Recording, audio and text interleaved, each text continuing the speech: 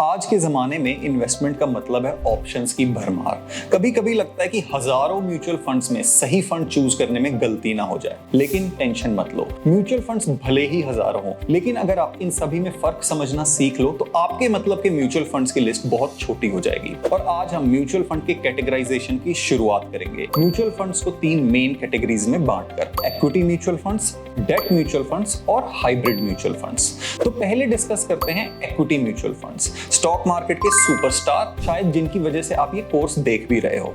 अगर आपको high returns का सपना देखना है तो इक्विटी म्यूचुअल फंड्स आपके लिए बेस्ट है। इक्विटी म्यूचुअल फंड्स आपका पैसा स्टॉक मार्केट में लगाते हैं, जैसे रिलायंस, इन्फोसिस, HDFC बैंक, इस तरह के कंपनीज के शेयर्स में। रिस्क भी ज्यादा होता है लेकिन रिटर्न्स भी वैसे ही पोटेंशियली हाई हो सकते हैं। इसलिए equity funds long term investors के लिए होते हैं जो 5-7 साल या उससे ज्यादा टाइम तक इन्वेस्टेड रह सकें। शॉर्ट टर्म में तो इक्विटी फंड्स मूड स्विंग वाले दोस्त जैसे हैं, आज ऊपर कल नीचे। और पता कैसे चलेगा कि कोई फंड इक्विटी फंड है? कुछ फंड्स के तो नाम में ही इक्विटी फंड होता है, जैसे SBI long term equity fund, तो इनको पहचानना तो बहुत इजी है। बट इक्विटी फंड्स की भी काफी सब कैटेगरीज होती हैं जो हम आगे चल के डिस्कस करेंगे, और फिर आप फंड का नाम देख के ही समझ जाओगे कि ये इक्विटी फंड है या नहीं। अब चलते हैं डेट म्यूचुअल फंड्स पे, जो हमें सेफ और स्टेडी रिटर्न्स देते हैं। अगर आपको ज्यादा रिस्क नहीं पसंद लेकिन FD से थोड़ा बेटर रिटर्न चाहिए तो debt mutual fund safe choice है। ये पैसा लगाते हैं government bonds, corporate bonds, treasury bills जैसे फिक्स्ड इनकम इंस्ट्रूमेंट्स में।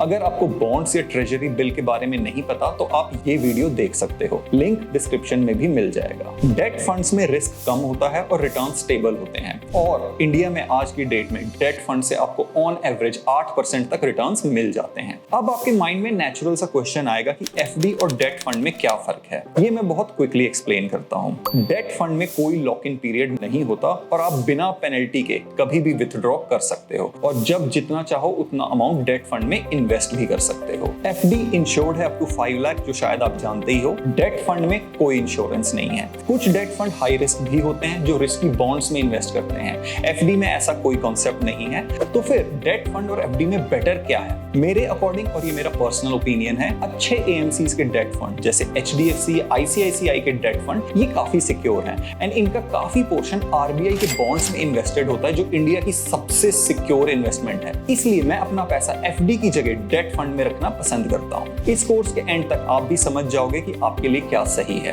अब आते हैं हाइब्रिड म्यूचुअल फंड्स। ये दोनों वर्ल्ड्स का कॉम्बो है। ये फंड्स इक्विटी और डेट दोनों में इन्वेस्ट करते हैं। मान लो 60% इक्विटी, 40% डेट, तो आपको ग्रोथ का भी चांस मिलता है और एक सेफ्टी का कुशन भी ऐड हो जाता है। यहाँ पे फंड मैनेजर अपने आप मार्केट की सिचुएशन को देखकर फंड को रीबैलेंस करते रहते हैं। कभी डेट की वेटेज बढ़ा देते हैं और कभी इक्विटी की। इनको डिफेंसिव फंड भी माना जाता है। अगर मार्केट ऊपर जाता है तो इक्विटी का पोर्शन आपको ग्रो करने में हेल्प करता है, और अगर मार्केट नीचे गिरा तो डेट पोर्शन आपके लॉसेस को काफी हद तक संभाल लेता है। हाइब्रिड फंड्स उन लोगों के लिए अच्छे हैं जो मॉडरेट रिस्क ले सकते हैं, ना ज्यादा डेयरिंग ना बिल्कुल कंजर्वेटिव। तो इन कंक्लूजन, जिनका लॉन्ग टर्म गोल है और जो रिस्क ले सकते हैं उनके लिए इक्विटी म्यूचुअल फंड्स में ज्यादा इन्वेस्ट करना सही रहेगा। जिनको सेफ्टी चाहिए और शॉर्ट टर्म गोल पूरा करना है उनके लिए बने हैं डेट म्यूचुअल फंड्स, और जिनको दोनों का बैलेंस चाहिए उनके लिए हैं hybrid mutual funds. But categorisation यहाँ पे खत्म नहीं होती है। इन तीनों फंड्स की भी काफी कैटेगरीज हैं जिनको हम अगले चैप्टर्स में डिस्कस करेंगे। अगर वीडियो और ये कोर्स अभी तक आपको पसंद आ रहा हो तो वीडियो को लाइक जरूर करना। अब मैं मिलूंगा आपसे नेक्स्ट वीडियो में।